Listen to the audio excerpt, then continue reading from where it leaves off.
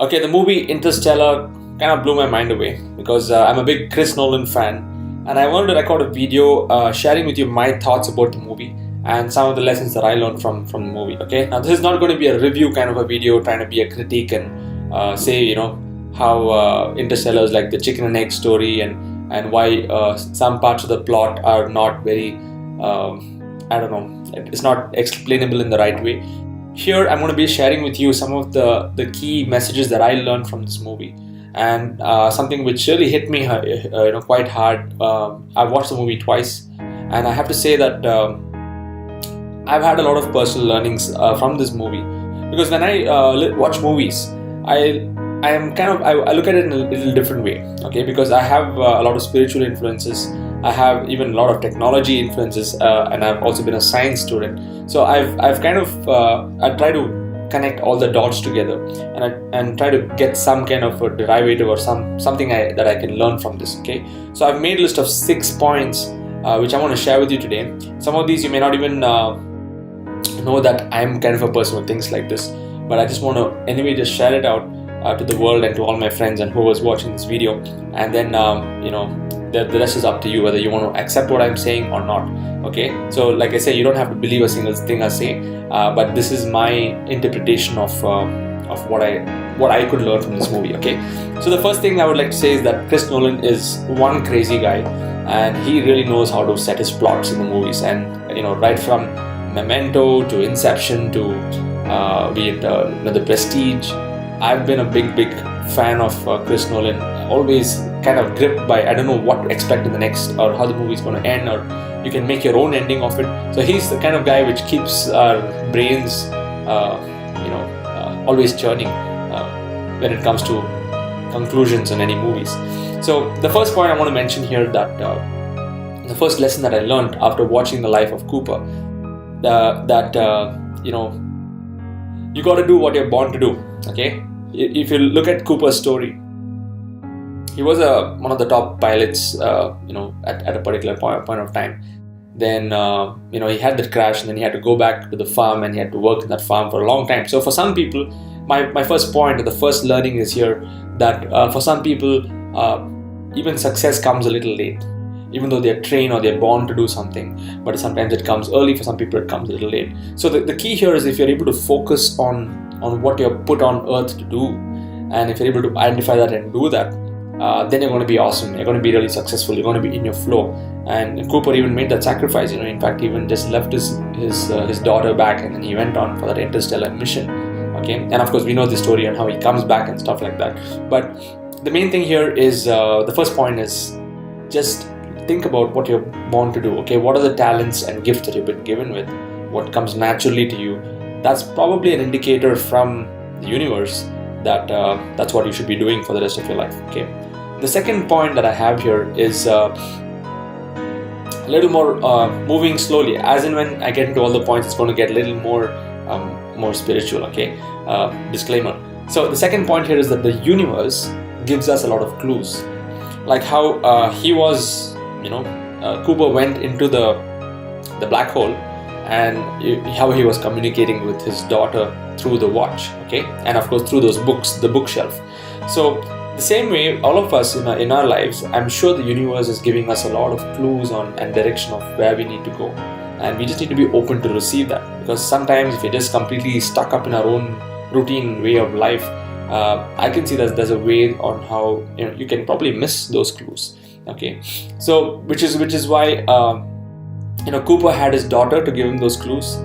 You may have somebody else in this world, and you may have maybe your own son or daughter, or your mother or your father, somebody who you are in many cases I've noticed that even if there's a big family, there are only a few people that you can connect with. Okay, and some of those people can give you the right clues and the right direction, or what they say, like a godfather or a father figure who can push you in a particular direction. Okay, like I have a guru, and who gives me direction on where I need to go in my life. Okay, so that's some way where you can get clues either through people, or you can get clues through the universe on finding out your direction. So you just need to be open and receptive, and get your antennas a little more sharpened to receive that. Okay, which comes to my third point, which I picked up from the movie Interstellar, is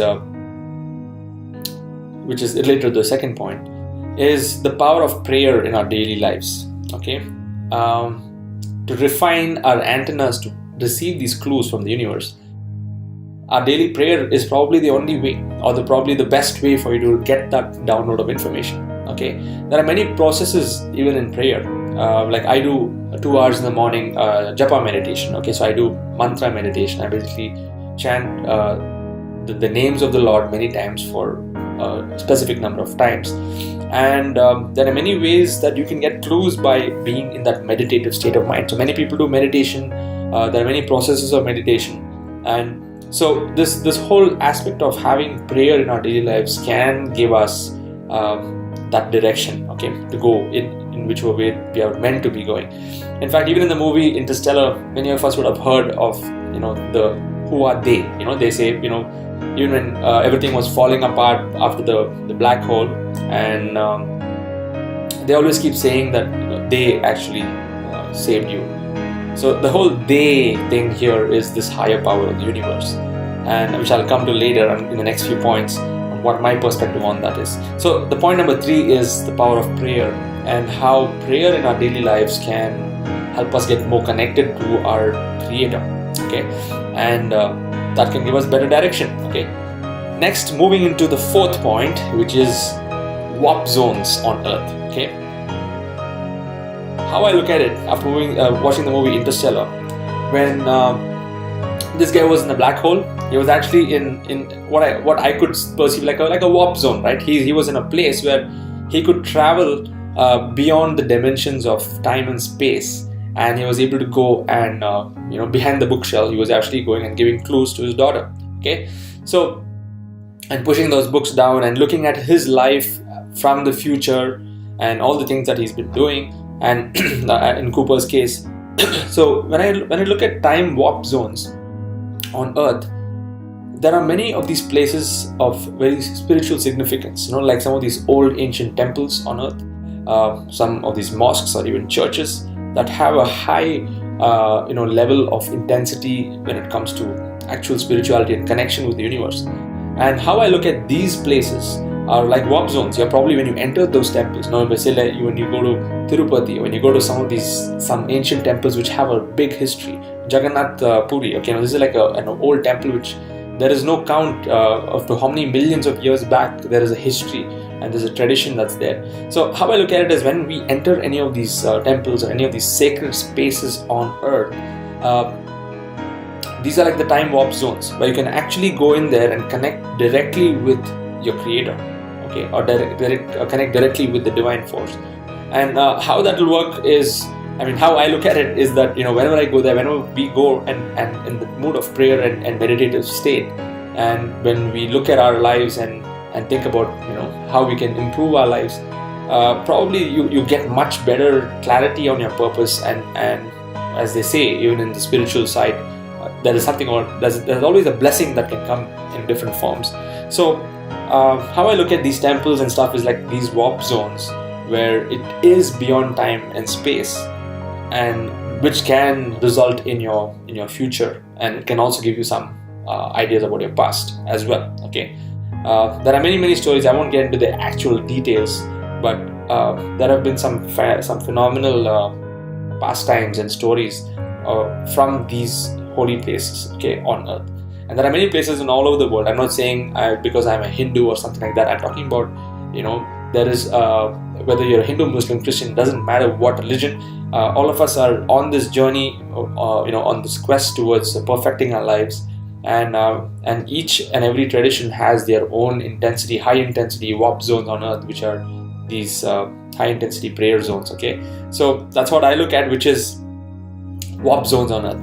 In fact, even our divine scriptures, the Vedic scriptures, which have been written so many 10,000 years back, also I would consider as that literature which is divine. Okay, in the sense it's not written by man; it is actually passed down from generation to generation, going back to actual events that have happened many years back. Okay.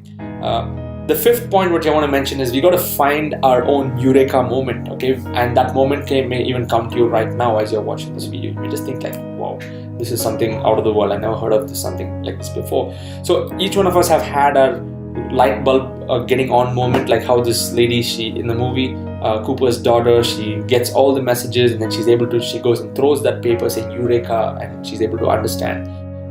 She was able to solve that problem. And same way, each one of us may get our own eureka moment at any given point of time. Probably you're watching this video, you may get yours right now, to understand what is your purpose here on this earth. Are you really doing what you're doing? Do you really love what you're doing? Are you doing what you're born to do? Okay, so some of these things which can probably shake you up can give you that eureka moment. Okay, and that eureka moment can come at any given time. Okay, number 7, number 6, and I have number 7 after that. Okay, so the 6th point is about astral travel. Okay, now from my understanding, in this movie, we know that Cooper they actually planned the entire mission, and they went using a spacecraft and stuff like that into so many other planets. They entered into the the wormhole, and then went into another universe, and then they came back and all kinds of stuff. But actually, when I was studying a lot of these Vedic literatures, there is a way you can do astral travel, but not through mechanical means. There are other means of doing astral travel. That is, there are many methods. Where if you want to go to the moon, there are some methods. If you want to go to some other planet, there are some other methods. So I'm not going to get into it here, but I can totally relate with this whole astral travel concept of going to different planets within this material plane, as we call it.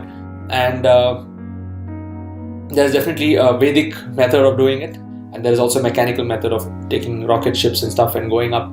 But of course, going the mechanical way, there's a lot of limitations. I have some of my thoughts on that, which I will not completely agree to Chris Nolan's, the way that he's portrayed it in the movie, which is possible. It may be too far-fetched for man to go like that through mechanical means. But there are other means that you can go to other different planets on in this earth. In fact, when I was doing a study on Vedic cosmology, I want to say that there are 14 different planetary systems, and I'll talk a little bit more of that at the end of this video. Number 7 is probably the essence of all of this. We need to find a way on how we can connect with our Creator. Okay, now you may think I'm talking a little too spiritually and stuff like that, but fact is a fact. All of us need to connect with our Creator, and some of us may look at our Creator as a person. Some of us may look at Him as impersonal, maybe in the form of a light or just the universe, or some of us may just look at as what they call in the movie. They in the movie is something. Who are they? There's definitely a higher force that's beyond us.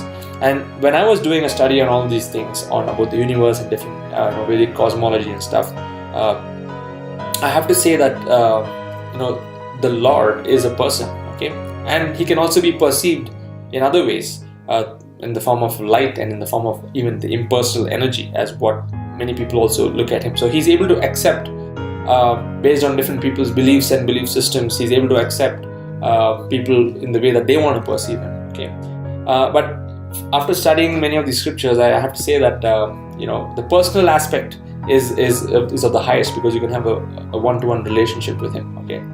And who is Him is the next question. Yeah. So when I was doing a study on this, definitely in the Vedic scriptures clearly point out that Krishna is the supreme personality of Godhead.